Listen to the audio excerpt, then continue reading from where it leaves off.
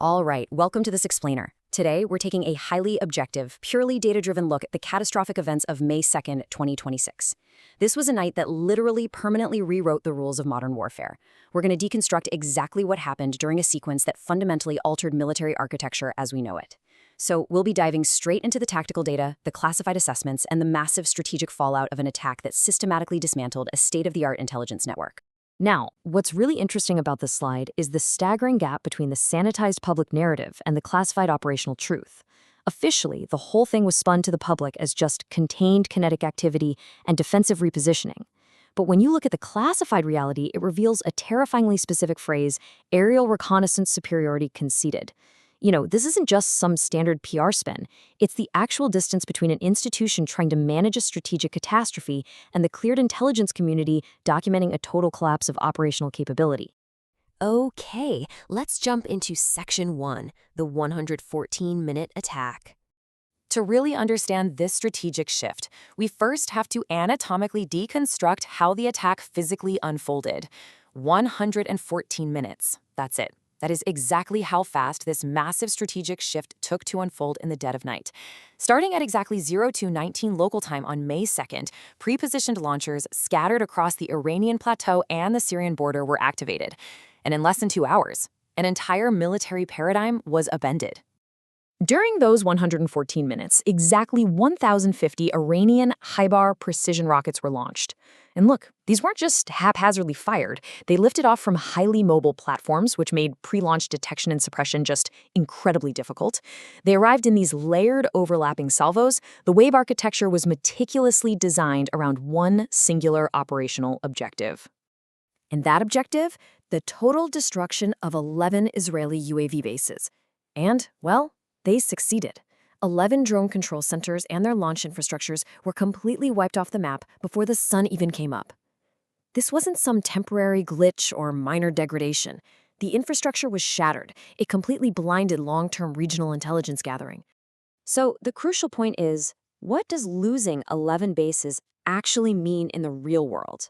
It results in aerial reconnaissance superiority conceded. Basically, that's the operational condition where your unmanned surveillance network, the very eyes giving you real-time threat assessment, targeting confirmation, battle damage evaluation, is degraded way below functional thresholds. Without those bases, it's not just that the defending force had fewer drones. They lost the real-time situational awareness required to make their entire military architecture functionally coherent. Moving right along to Section 2, defeating the trophy system.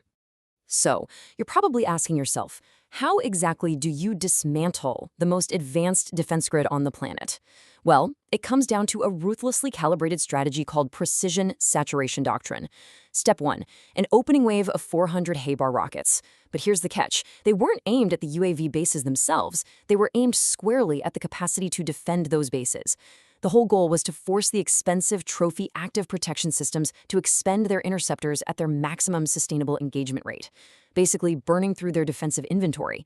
At the exact same time, electronic warfare variants degraded the sensor coherence that trophy's radar relies on. Once the defenses were totally exhausted and collapsed, Step 2 hit. Cluster submunitions blanketed the tarmac, turning active drone fleets into absolute debris fields. And then finally, Step 3, tandem penetrator warheads, which are optimized against hardened construction, shattered the concrete command nodes housing the actual control systems. To really grasp the professional shock experienced by the operators on the ground, listen to this secure debrief from a senior UAV commander. The day the sky itself became the weapon, and no amount of trophy systems could change the math. It just perfectly captures the devastating reality of watching your defensive architecture completely collapse under a perfectly calibrated saturation attack. Let's look at Section 3, the Russia-China Intelligence Pact. Now, to execute a strike this precise, you need extraordinary data.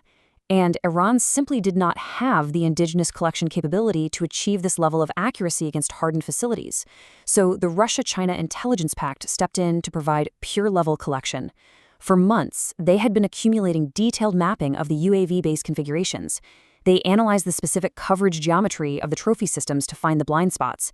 They estimated the exact countermeasure inventory levels at each installation, and they mapped out the sensor architecture parameters.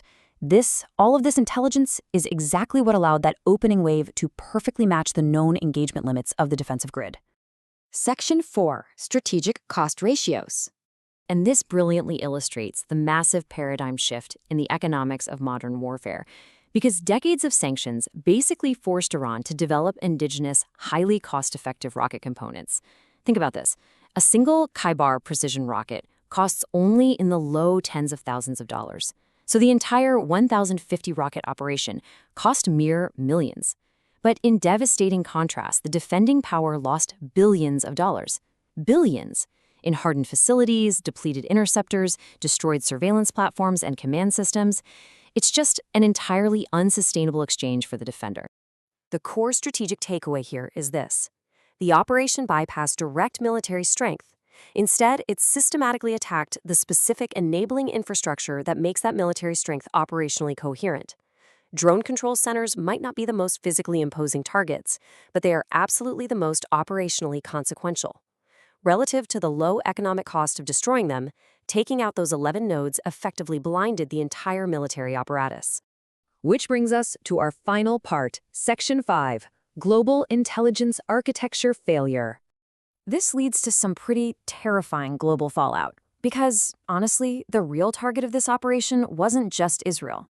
For Moscow and Beijing, this was effectively a live-fire validation test of precision rocket saturation doctrine for peer competitors. They didn't have to commit a single one of their own forces, and they didn't trigger any escalation thresholds. Yet they extracted invaluable operational telemetry. They gathered real-world data on how well their AI-assisted terminal discrimination actually performed against hardened facilities. They learned exactly what cluster submunition density is required to wipe out drone fleets on a tarmac. And most importantly, they got hard data on the exact opening wave depletion rates required to overwhelm Western-supplied trophy active protection systems. So, why do they want this data so badly? Well, because they are already industrializing this exact doctrine for their primary theaters. Russia is currently processing this telemetry to calibrate their rocket artillery planning against analogous NATO UAV bases in the Baltics and Eastern Europe.